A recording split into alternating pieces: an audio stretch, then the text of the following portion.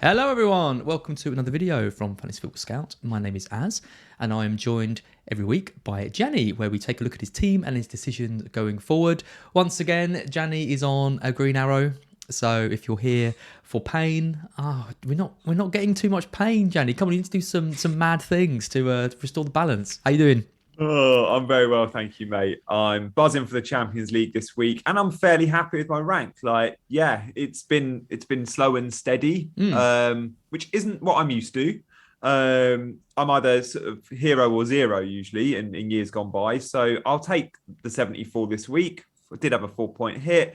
It's a slight green arrow. I can't remember what I was on last week, but it feels like a grey arrow. I kind of wanted to be in the top 100k and was around 60, 70k. And then the Everton game kind of stung me a little bit because of, I guess, mainly grey owners.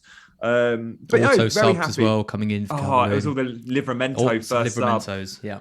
Who, Yeah. of course, I had first sub, and of course, I would have been, I'm happy with that decision. But yeah, I've had a few 6 point first subs. I had Ailing in week one, 6 point first sub, and he scored the goal. But you take that happens. Yeah, it's never a bad thing, is it? I always think, subs, having 6 point subs can be a bit frustrating, but you'd be more worried if Livermental's getting 1 point every week. At least True. he's an option, and we can maybe think about playing him like when the fixtures ease a bit. I think he's great. I just love watching him play.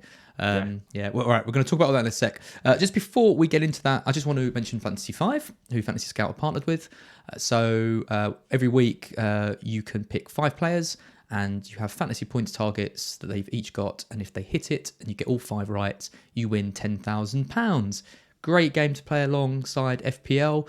I play every week, and one day I'm going to win it. One day, I swear. I feel like every week I'm close, but never quite there. The good thing is they've added this year the ability to sort of accumulate points as well.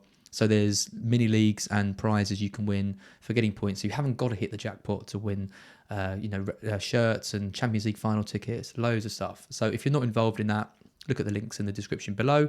And at the end of the video, I'll be talking about my selection for the coming game week as well. So yeah, great game to play. Right, Gianni, let's talk about last game week. It is fresh. We're recording this on Tuesday. Normally we do these on a Wednesday live, but you are busy tomorrow. So people listening to this, Gianni will be in London sweating in meetings, I believe. Unlike today, where we're both very fresh-faced. But it means we won't have the Champions League information. So if Ronaldo went off injured after 10 minutes, then we're going to look very stupid. This was your team last week. You had Sanchez in goal with 6, Shaw with 5, Trent with 12, and Ben White with 5. So a clean sweep of defensive returns. Yeah. Salah with 8, Greenwood with 5, Torres with 3, Rafinha with 2, and Traore with 3. And then Antonio, we're going to talk about here, -1. And the big man Ronaldo captain with 26. So as you mentioned, 74 points. Were you happy with that? Yeah, I was fairly happy. Yeah, I was. I mean, the only decision, the guys I brought in, obviously Ronaldo did well, but we all knew he would. Torres and Traore I brought in. I made three transfers last week because I had 2 frees and 1 hit. Torres and Traore didn't get points, and both at times looked close to getting them. I think Torres missed a big chance. Traore was involved as he usually is. Didn't miss any sitters this week though, which was quite nice. Didn't get any his chances of drying up a little bit. Yeah, it was weird because Wolves were actually fairly dominant and got the chances too. It was interesting when Podence came on, he looked really sharp. And I just thought, I don't think Traore's place is at risk. He's so integral to how Bruno wants to play. But the subs are coming on for Wolves and doing well. We saw the Korean number 9, the Bull, come on. We saw Podence look good. So, yeah, there's definitely competition for places in that attacking lineup. Traore's still nailed for me, but he's got to start producing soon. And Traore was bought for long term, so I'm fine. The fixtures are great moving forward. Torres, I did want a return versus Leicester or Southampton in the next 2 because I don't think he's a long-term hold, knowing he had Chelsea and Liverpool up. I bought him for the immediate, although if he continues starting as the number 9 in Champions League and in the Premier League, I might look at it and go, he's just one that you set and forget almost, because when he plays, regardless who he's playing, if he's Man City's 7 million midfielder, you want him in your team. I just really am intrigued to see what Pep does with the Champions League fixtures. I'm hoping he goes KDB false 9. And although KDB didn't feature at the weekend, he was on the bench, didn't come off it. So I don't know if he's ready to start. But it's going to be intriguing to see how we deal with Pep Roulette and stuff. But elsewhere, look, I'm happy with my points. Good spread. The only one I was tempted to buy that I didn't was Gray. I was looking at Traore and Gray and Sarr. They were my 3 options, and I went Traore. So that was a bit disappointing to see his returns last night. But no, I'm happy. Greenwood's still producing. Say this every week, don't we? Ben White got some returns from who most people have sold, which I'm happy I kept with him. And Luke Shaw can't get a clean sheet for love nor money, but he does get the assists. So 5 points is okay there. And Trent, this was the weekend where many thought, how can I get Bruno and Lukaku? How can I get them both into my team? After seeing them all do well on Saturday, everyone was thinking, maybe it's not one or the other. Maybe I can get both. And maybe I can compromise Trent. Yep. Well, on Sunday, we all watched Trent and went, that is why we don't sell Trent. Easiest 12 points. That's what he does. Yep, absolutely. So your moves were, correct me if I'm wrong, Fernandes, Barnes and Tony, was it? And no, Ings. And Ings, sorry, for Ronaldo, Torres and Traore. Yeah. So only Ronaldo got any points out of those, but out of all the ones you sold, none of them did any. Well, Fernandes did, but Ronaldo outscored him. And yeah, Barnes hit the bar and was looking quite good. Vardy and Barnes, I guess it was a fixture that suited them, just complete counter-attack the City. But yeah, so I was happy with the blanks. Yeah. So you're up on the moves then, even with the -4. And yeah, you sorted out some problems and stuff. I mean, Torres is an interesting one. I mean, subbed at 60 minutes. This is the worry with him when things aren't going too well. I think he's probably going to be one of the first sacrificed to shake things up. He could move Jesus on up front and bring Mahrez on. He could bring another false 9 on. He can do lots of different things. So I think we talked about this last week. If you've got Torres, you kind of need him to just continue to deliver. Yeah. And I guess what you're hoping for, you're hoping he misses out in the Champions League and then starts at the weekend. It's a weird one because he was subbed at 60, but he was subbed at 60 when they were 1-0 up. And I think he's going to start in the Champions League. I do. I think he was subbed, not because he wasn't playing well. I think he was subbed because Pep goes, I want him as my 9 for the champs. And if he plays 90 in the Champions League, I'll be worried for the Southampton game. But again, maybe he gets 60 in the Champions League and I go, he's actually potentially a captainable asset against Southampton at home. I'm not going to give him I don't think I will give him the armband at the fear he doesn't start. But it's a nice fixture on paper, a really nice differential captain, although there are a couple of more obvious ones. I know we'll talk about captaincy later. So yeah, I'm intrigued to see what Pep does. Yep.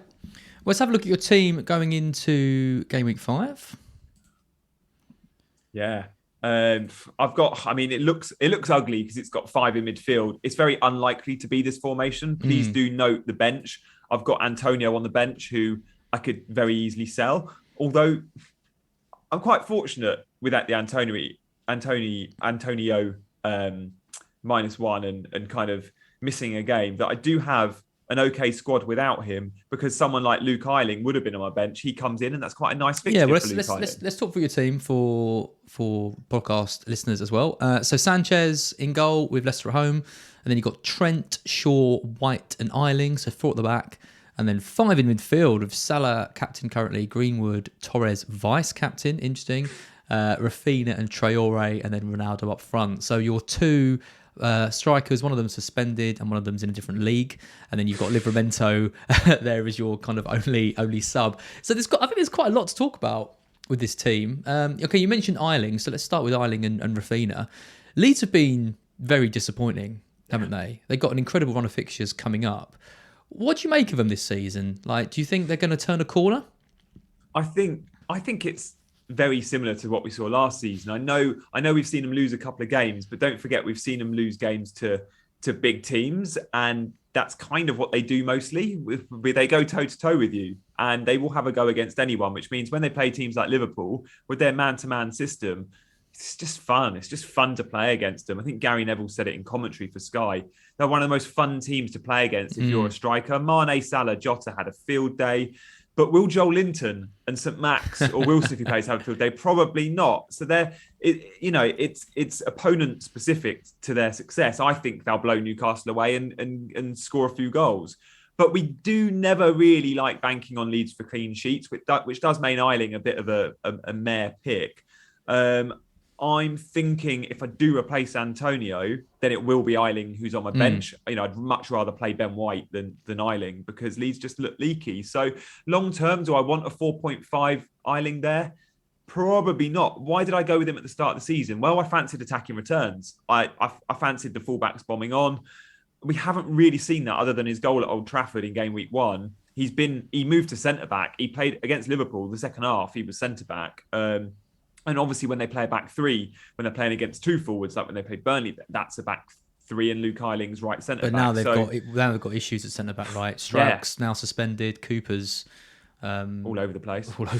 And Llorente's injured, is he? Llorente's injured again. Yeah. So you could see him slot in. So I'm not looking to waste transfers on 4.5 million defenders, but if I do ever have that luxury of that free transfer, he might be one that goes. For the time being, he'll just continue as first sub, I guess. But I do expect Leeds to score goals. And against Newcastle, I think Rafinha's going to be involved. It's interesting with Leeds because I think last year they were very much described as brave, going toe-to-toe with teams, all this, there's lots of hype around Bielsa and stuff. This year, I'm starting to see more people calling them naive rather than brave. Where's the plan B? There is none. Exactly. And it was interesting because at the end of last season, we saw Leeds start to pick up some clean sheets.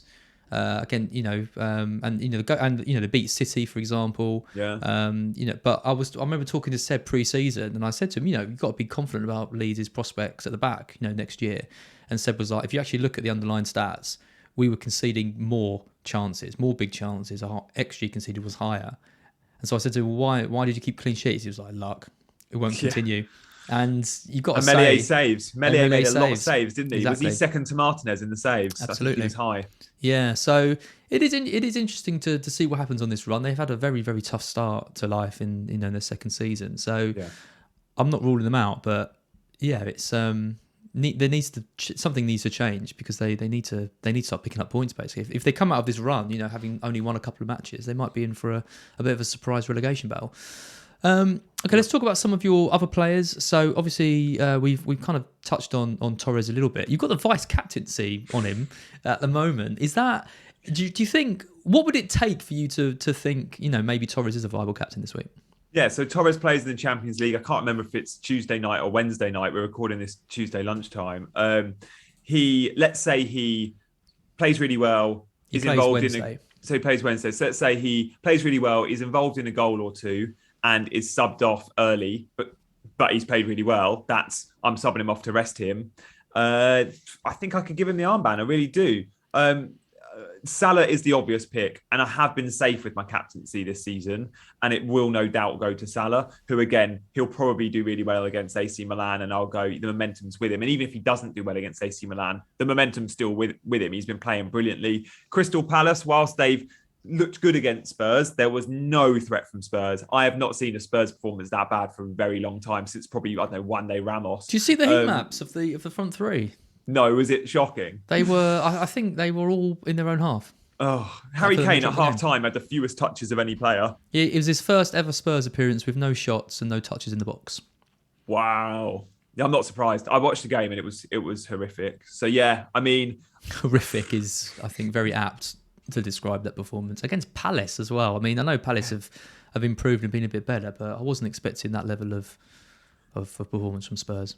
And maybe the Palace style under Vieira, we are seeing them a little bit more expressive, a bit more attacking. It's suiting the likes of Zaha. Like, it looks really good. But then you look at it and go, oh, okay, Crystal Palace under Roy Hodgson going to Anfield could keep it tight, see how they get on. Although I think they did have a bad record under Roy going to Anfield. But Vieira, you think, okay, he might have a go, and that might really suit Salah. So you'd be Salah loves Palace. You'd be a very brave man. Didn't last season he came on as a sub still got a hat trick. Yeah, that's right. Yep. So let's put Toby had him as captain and I didn't. And I remember being like, giving him all the banter on WhatsApp, being like, your captain's going to come on for a 5-minute cameo at the end, as if you captain Salah. I told you not to. And he went and got a hat trick second half. It's all your fault. It's all your fault. Yeah. So I probably will be captaining Salah, but I just love the idea of chucking in a differential winner. And if it wasn't Salah, out of all the other names I've got, even Ronaldo and Greenwood, I genuinely think it could have been Torres, but no doubt I'll go safe. Interesting, because I'm actually leaning towards Ronaldo this week. I mean, because obviously we need to talk about him. I'm going to be talking about him with everyone I'm doing the videos with this week and on Black Box, and it was just we all kind of thought it would happen. Yeah, You we know, did. and then it happened, and it was like, yeah, that was predictable. Yeah. Obviously, Lukaku then went and matched him with 2 goals, so pretty much anyone was happy that had either of those 2 players and had handed them the armband. But what did you make of Ronaldo's performance? Because it was he got 2 goals. He looked good. I think he had the highest XG, the highest shots per 90 of all players over the weekend, and I think of anyone so far this season. So he's already right up there in terms of his shots. But his 2 goals were 2 goalkeeping howlers, really, especially the first one from the Greenwood shot. What did you make of it? I mean, he did what we hoped he would. He performed, and it was predictable. And I watched your section on Ronaldo on Black Box with Mark, and spoke to Mark before you even recorded it about kind of his returns in Italy. And it was very easy to look at his numbers and go, yeah, he's a bit of a flat track bully. He'll turn up when we need him to turn up, perhaps not always perform in the games against tougher opposition. So when we want to captain Ronaldo against Newcastle at home, yeah, he was always going to turn up, wasn't he? It was 2 goalkeeping errors, but there's an argument to say that could have been Martial in that number 9 role, and he wouldn't have scored either from those goalkeeping errors. So you look at it and go, yeah, you produce your own luck, and he is deadly. I still don't think it's the best fixture away at West Ham for United. I think West Ham could have a real go. They've not been great defensively, but let's see how United get on in Europe. They play obviously Tuesday night against Young Boys. It's the away flight followed by another trip to London. So 2 away trips on the bounce. I often look at that and think, oh, if I can go with someone at home. So Salah has home on Wednesday night or Tuesday, I can't remember when he plays Milan, and then home again against Crystal Palace, less travel time. He definitely edges it for me. But look, Ronaldo just looks like a great buy, doesn't he? If you don't have him, I think many will be trying to get him in, because after West Ham, it's a really nice. Villa at home is a great fixture. Everton at home is a nice fixture too. And then obviously we're all looking at, do we have to switch Ronaldo to Lukaku? Or some of us are looking at maybe we can try and get both in. But then do you lose balance? Probably. Yeah, well, that's my question to you. That's what's following. I mean, obviously, really impressive performances from both Ronaldo and Lukaku. Yeah. Salah as well. I mean, Salah's got Palace and Brentford in the next 2. We can't captain all 3 of these guys. It's more than likely, I think a lot of people are going to go with Salah. So do we need to have all 3? If you were wildcarding this week, who'd you pick, Ronaldo or Lukaku? If I was wildcarding this week, I would find a way of making Ronaldo, Lukaku, Salah and Trent in my wildcard team. And I've done it, and it's very, very Should you go for all of them? I'd absolutely go for all 4. And yes, that means you might have 4.5 million defenders that start for you every week, or you might have a 5.8 Damari Gray starting for you every week. Well, that's fine. You can still create that squad with the Fab 4. I posted a draft on Twitter yesterday. Olivia Bazaglo's actual wildcard team, who does the FPL stuff, she has all 4, and I just reshared her post going, this shows you can do it. Can you do it if you don't have a wild card? Probably not, because it means a lot of your mid-price players like your Torreses or possibly your Greenwoods or your Antonios, you can probably only have one of those 3 guys. So it's too much surgery. But definitely, if you're on a wild card, I'd go for all 4, because look, Lukaku against Spurs, don't be fooled by the fixture ticker. That's a brilliant, brilliant fixture, the way Spurs are defending at the moment. And I just like it. I like the idea of being able to have both. I don't want to have to sell Ronaldo in game week 6 or 7. Many of us will do to get Lukaku. Have I now got an opportunity that's presenting itself? I've got 1.5 million in the bank. I've got Antonio, who I might need to sell. Can I find a way of getting Lukaku in this week on a 4-point hit? I mean, I can, but it means selling Greenwood or Torres, which I don't want to do. I can sell Torres down to a 4.7, 4.5, whatever, and bring Lukaku in for Antonio. But I just don't want to do that. So it's a real tough one. It means you're kind of stuck up with 4 at the back, right? It means if you're doing that, I can't see a way of doing it and keeping Trent and not having, White and Eiling or Livramento playing, 2 of those 3 playing kind of every week. And I guess the tricky thing is, I mean, Lukaku is such a good captaincy option from game week 7. He's almost, I can't see any reason to not captain him every week for that good run of fixtures. Salah's a good captain's option for the next 2. Yeah. I think personally, I would pick one of Ronaldo or Lukaku now, and look. Wow, maybe not even or swap in and then 7. swap. You need Lukaku for game week 7. That's just a complete given. Salah's not going anywhere. Trent's not going anywhere. The interesting thing is if Ronaldo gets a brace in the next 2 games as well, you're not going to want to sell him. He's got in game week 7, Everton at home. So really, it's still a good fixture. But yeah, I think I am with you. That's what I'll likely do. My plan is and has been always since bring Ronaldo in, make the obvious switch in game week 7 to Lukaku, go with one, and then it gives you the flexibility to have those nice mid-price assets that you might need to jump on, like a Torres or a Jota or a Greenwood. And as much as I would love to go with the heavy hitter approach and get the Fab Four in, and I do think if I was wildcarding, I'd have a go at it. But without the wildcard, selling Antonio for Lukaku on a 4-point hit this week, knowing it would mean selling Torres or a Greenwood, who could go and get me a haul, nice fixtures for both those guys, seems ridiculous. And I just simply won't be doing that. The question is, because it basically comes down to in kind of game week 7, it's Ronaldo and a 4.5 defender like Ben White versus something like Antonio and Shaw.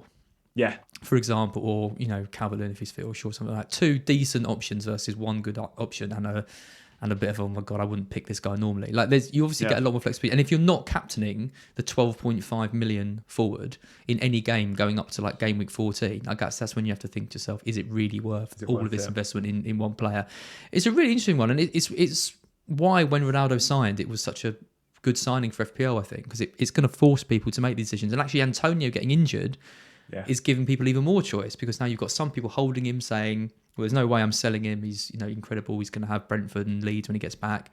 And you've got others saying, well, I want to move for Lukaku. I want to switch. It's I'm going to be wildcarding soon anyway, and I need to make sure I've got a full squad. So yeah. So what do you reckon you're going to do with Antonio? Do you think you're going to keep him, or do you reckon you'll sell him if Bamford's fit? Presuming he is. Yeah, the Bamford press conference I'll be keen for. That does tempt me, but I do already have Rafinha. I do have Eiling, so I've got double leads already. I want triple? I also don't have Benrahma like a lot of teams, right? So I think it might be easier to sell Antonio if you're sat on a Benrahma and you're thinking, I've already got West Ham cover up front or attack. Therefore, perhaps I can sell Antonio and still be left with a bit of cover for Antonio, because it could be Benrahma that's getting his assists moving forward. I don't have Benrahma, so maybe that makes me think I'm more likely to hold him. I am 50-50 at the moment. A lot comes down to European fixtures. Will Greenwood, Salah, Torres, Ronaldo, these guys are all, I've got Trent and Shaw all playing Champions League fixtures. Will they come out unscathed? The Antonio fixtures moving forward are still nice. Brentford and Leeds, I would like him for. The only one I'd sell him for is Bamford. I won't be selling him for DCL now. That was an option. Remember, I've got money in the bank, so I can go up to DCL. I can even go up to Gabriel Jesus, but I don't want the headache. I've already got Torres. That's enough of one. Oh, God. So, yeah, it's not going to be Jimenez because I own Traore. I definitely don't want double Wolves attack, despite thinking Jimenez is a good option if you don't have Traore.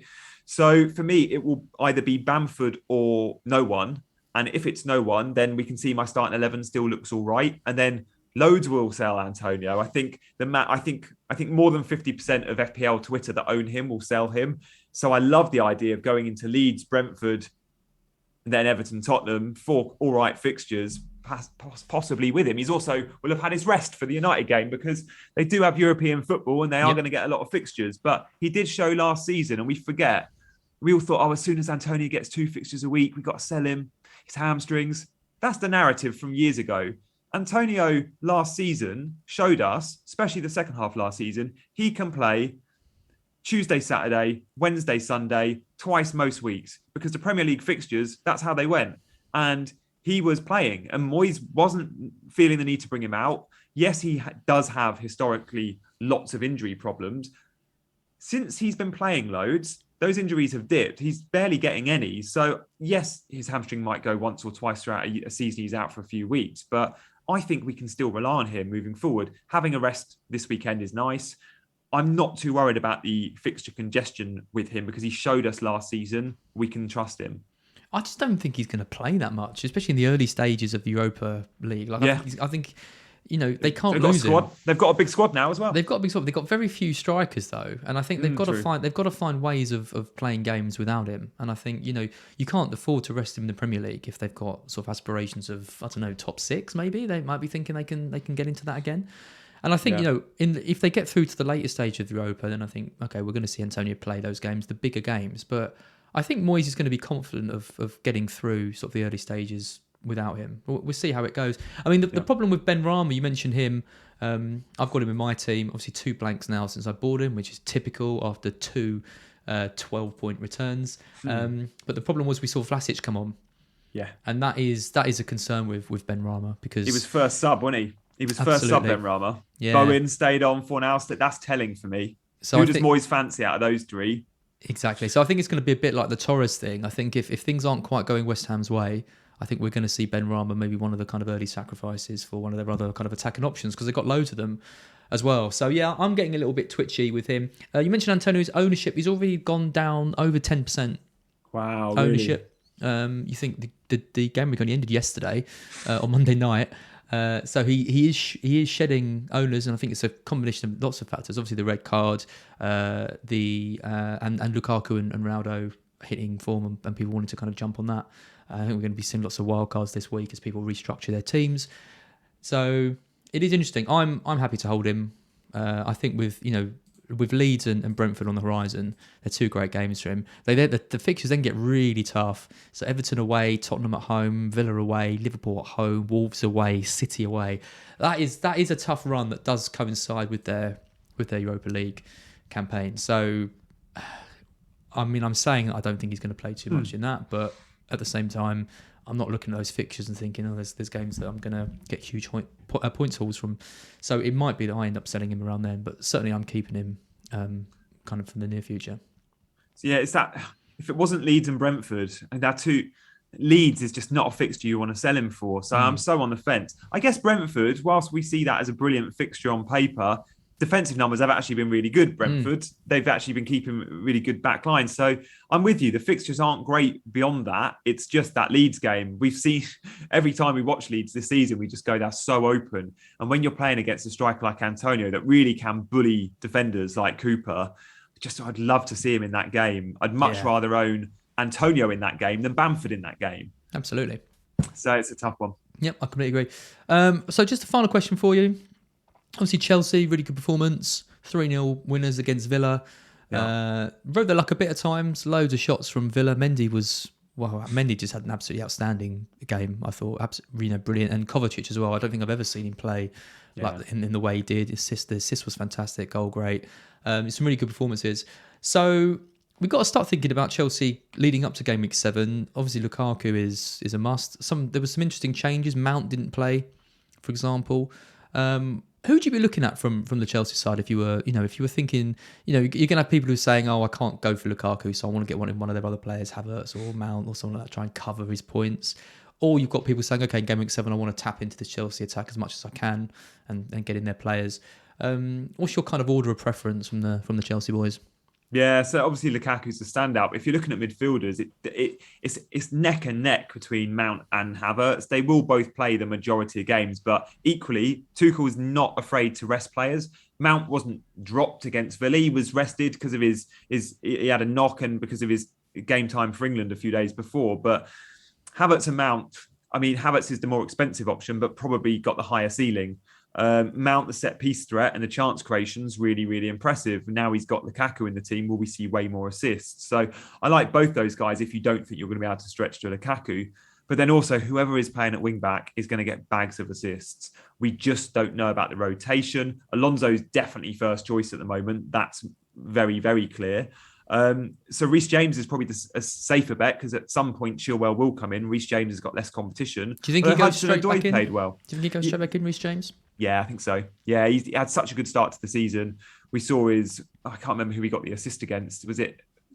No, who was it against? Liverpool. For the Lukaku goal. Was it a Lukaku goal? He got a goal and assist against Arsenal.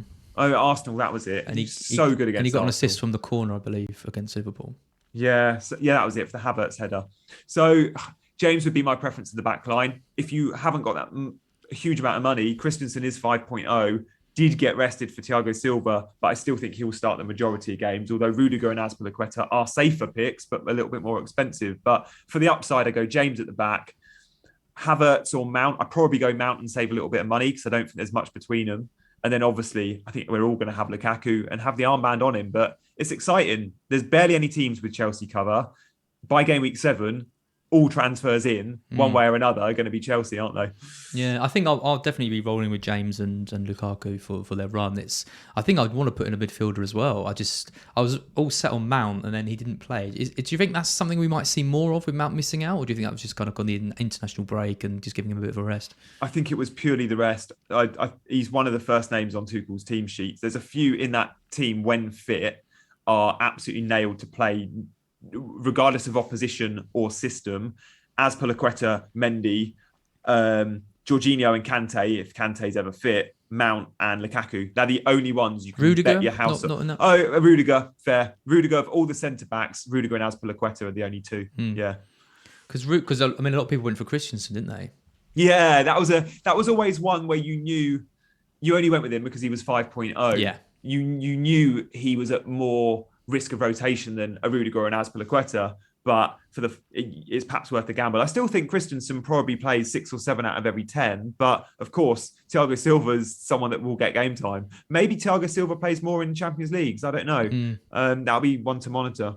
I'd be kicking myself if I went for Christensen. I think because I think I would have known that it was a gamble, and then for it to kind of this to happen straight away, it's kind of like, oh yeah, I should have seen that coming. And I know a few good managers that went for him. Yeah. But yeah, it's 5 million for a kind of a semi-risk of rotation defender. I think is a little bit too much for me. It's probably a bit naive going for Christensen as well. We were just blinded by the game week 1, 2, 3 scores, but let's not forget Thiago Silva was out injured. So you've got to consider that in the centre backs at Chelsea, there's 3. Rudiger is always left centre back. Azpi is always right centre back when fit. The middle 3 is only ever Christensen or Thiago Silva. That's where these guys play when they play. Interestingly enough, for Denmark, he doesn't play in that position, Christensen. He's played midfield and he's played right-sided centre-back, I think it is. So, yeah, he can be more versatile, but Tuchel sees him as the middle, the pivot, the passer. Yep. I can afford Reece James this week. Can you? I can do. And he's had his rest now as well. I know. My only concern is as he comes straight back in. But I reckon if we say Christensen's a 6 or 7 out of 10 every 10 games for starts, I'd say Reece James is an 8. But he's definitely not a 9 or a 10. Like Hudson-Odoi will still get a few games there.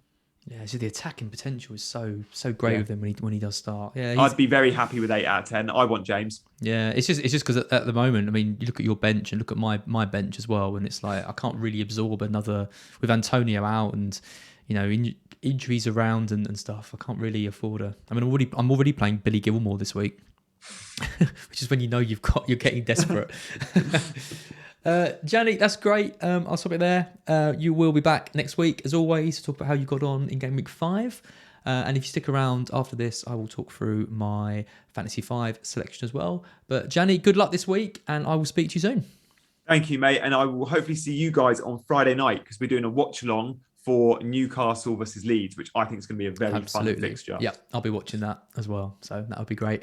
Cheers, everyone, and see you soon. Hello again. I hope you enjoyed the video with Gianni and I. I'm here on the Wednesday now, just doing the Fantasy 5 selection part of the video. No Gianni to join me, but if you're interested in Fantasy 5, then hopefully you'll find this interesting. I'm just going to go through some of the picks and player points and stuff that you can consider when you're doing it. Again, as I mentioned at the start of the video, if you're interested in signing up to play alongside FPL, you can win £10,000 every week if you get all of your players correct who outscore their points targets. And there's also lots of other prizes as well for doing well. So definitely worth playing alongside the game. So the first game we've got is Liverpool v Palace. Obviously, Liverpool are massive favourites. So you've got the likes of Salah, who needs 13.5, Mane, who needs 11.5. Jota's there with 11.5 as well. So I'm kind of half tempted to go for a Palace player, which means that you need to get substantially less. So someone like Conor Gallagher, for example, is only 5.5, so he only needs a goal to get his points. So I'm going to pick him. There's some defenders as well who you could consider too. Let's go back to those quickly. So the likes of Robertson is 9.5, Trent's 9.5, Van Dijk's 8.5. These are all very high. But you could pick one of the Crystal Palace defenders, but realistically, are they going to get a clean sheet? I don't think so. So I think Gallagher's probably the one that we'll go for. Norwich v Watford, proper relegation battle this. Pookie's really high up there with 9.5. Dennis, who's likely going to start for Watford, is less with 6.5. We've got players like Cantwell, Dowell, Rashika, all quite high. Sarr is actually 7.5. He's actually one of the better ones. So they're favouring Norwich in this game. And then pretty much all of the defenders are 6.5. So you need basically a clean sheet and an attacking return. I quite like Sarr at 7.5. I think if Watford are going to have any chance in this game, they're going to need to get some points from him. So a goal and a clean sheet would do it. So I'm going to pick him. Aston Villa v Everton. Danny Ings is the favourite with 9.5. Obviously Calvert-Lewin's out, so we can't pick him. Richarlison seems quite reasonably priced at 6.5. He'll be on pens, and he'll be playing kind of lone striker as well, you would imagine. Watkins as well, had loads of shots against Chelsea, so I quite like him at 6.5. In midfield, no one's really speaking to me. Buendia's there at 8.5, that's quite a lot. Doucouré at 6.5 is decent. Gray at 8.5. And then in defence, sort of everyone's coming in the 6.5 mark as well. So there's no sort of kind price defenders, I don't think, and the keepers are expensive as well. So my pick, I think, is going to be Richarlison. I'm going to go for him and hope for something good from him against Villa.